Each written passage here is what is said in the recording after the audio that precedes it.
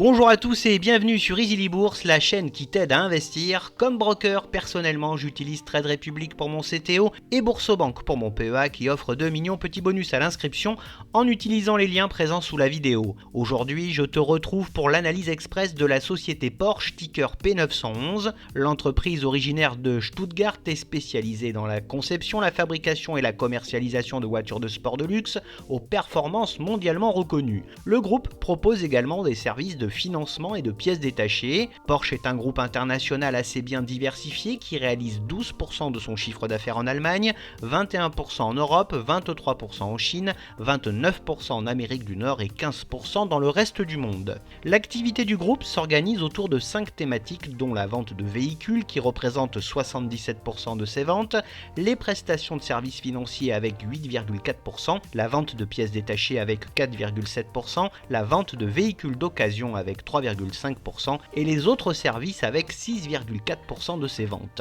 Le groupe commercialise 6 modèles appartenant à 3 grandes familles, le Cayenne et le Macan qui sont des gros SUV de luxe, le Taycan et la Panamera qui sont des berlines de luxe et la 911 mythique, le 718 Cayman et le 718 Boxster qui sont des coupés de sport de haute performance. En quelques chiffres, le groupe Porsche c'est quoi? C'est un groupe allemand qui a réussi à vendre plus de 320 000 véhicules de luxe en 2023 à travers le monde, malgré un contexte morose. Il réalise un tiers de ses ventes en Amérique du Nord et prévoit d'électrifier 80% de sa gamme d'ici 2030.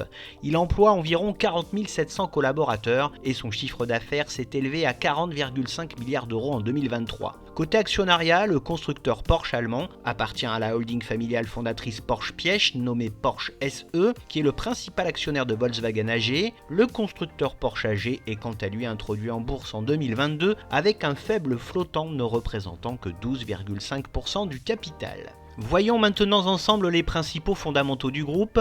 Voici tout d'abord son cours de bourse lors de ces 5 dernières années. Le constructeur Porsche fait son entrée en bourse en 2022 dans une période post-Covid compliquée et marquée par une inflation galopante et une pénurie de composants. Attirés par la nouveauté, la qualité du dossier et l'aura de la marque, les investisseurs ont répondu présent et soutenu le cours jusqu'à mi-2023. Mais une fois l'effet de mode passé, la réalité économique s'est imposée avec une baisse des ventes brutales en Asie et une profitabilité qui ne cesse de baisser. Dans ce contexte, son cours dégringole depuis plus d'un an, affichant une perte de 20,5% lors de la dernière année et une perte de 24,7% sur les 6 derniers mois. Son résultat d'exploitation en hausse en 2023 est attendu en baisse en 2024 avec une reprise espérée pour 2025. C'est exactement la même chose pour son chiffre d'affaires qui était en hausse en 2023 et qui est attendu en légère baisse pour cette année 2024. Sa rentabilité, via son retour sur capitaux propres, est en hausse en 2023 et voisine des 26,6%.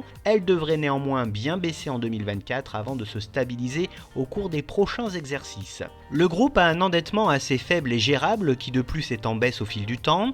Son free cash flow est excellent et très confortable et affiche de bien belles valeurs au cours du temps. Son bénéfice net par action est en hausse en 2023 mais devrait selon toute vraisemblance légèrement baisser en 2024. Sa marge nette voisine des 12,7% en 2023 est bonne mais attendue en baisse en 2024 entre 10 et 11%. Sa marge d'exploitation voisine des 18% est excellente en 2023 mais devrait également atterrir sous les 15% en 2024. Son PER est assez stable et voisin de sa moyenne sur les 3 dernières années. Il est dans la moyenne du secteur pour un constructeur de véhicules de luxe. Concernant sa droite de régression, nous observons que le titre évolue en ce moment légèrement en dessous. À noter la tendance baissière installée depuis plus d'un an. En comparant son cours à l'indice iShares Score DAX UCITS, l'on constate que le titre sous-performe royalement l'indice depuis plus d'un an. Le groupe Porsche offre une redistribution assez correcte et assez stable dans le temps à ses actionnaires. En moyenne, son payout ratio se situe entre 50 et 60%. Porsche reverse un jeune mais très bon dividende. Son rendement atteint les 3,29% au cours actuel. Il est reversé depuis 2 ans seulement sans interruption. Le groupe n'a pas procédé à des rachats d'actions depuis sa récente introduction en bourse et ses résultats sont jugés plutôt conformes aux attentes des analystes et des investisseurs depuis début 2024. Le groupe Porsche est une société très innovante afin de conserver une certaine avance technologique sur ses concurrents. Toutefois, ses investissements investissements en matière de recherche et développement sont en baisse. La société est assez bien suivie par les analystes qui préconisent de conserver ou d'acheter le titre. L'objectif de cours moyen est fixé à 85 € et celui de cours haut à 110 €, ce qui me paraît compliqué à moyen terme. Synthétisons tout cela, le groupe a une excellente santé financière, c'est l'un des constructeurs les plus rentables du secteur, sa profitabilité baisse néanmoins et la croissance de ses revenus reste assez faible. Au prix actuel, le titre ne représente pas forcément une opportunité. Passons maintenant aux atouts de ce groupe. C'est une référence dans le monde sportif et des courses automobiles, c'est une marque populaire et iconique avec de nombreux inconditionnels et fans à travers le monde. Le groupe a une forte empreinte technologique, notamment en matière de motorisation, il bénéficie d'une excellente diversification géographique, mais également une bonne diversité dans les véhicules proposés. L'entreprise dispose d'un pricing power important, son positionnement luxe avec une production de grande échelle est un énorme avantage. L'entreprise a une très bonne santé financière, la bonne performance du marché américain compense actuellement la baisse brutale des ventes en Chine. Et enfin, le groupe continue de croître notamment grâce aux SUV et aux performances de ses véhicules électriques. Côté faiblesse du groupe, l'on constate que le secteur automobile dans lequel il évolue est en pleine transformation avec une électrification forcée de toute sa gamme. Son entrée en bourse s'est faite un peu à contre-courant, sa valorisation lors de son IPO était trop élevée au vu du contexte macroéconomique difficile. Porsche reste très dépendant des marchés chinois et américains qui peuvent montrer des faiblesses,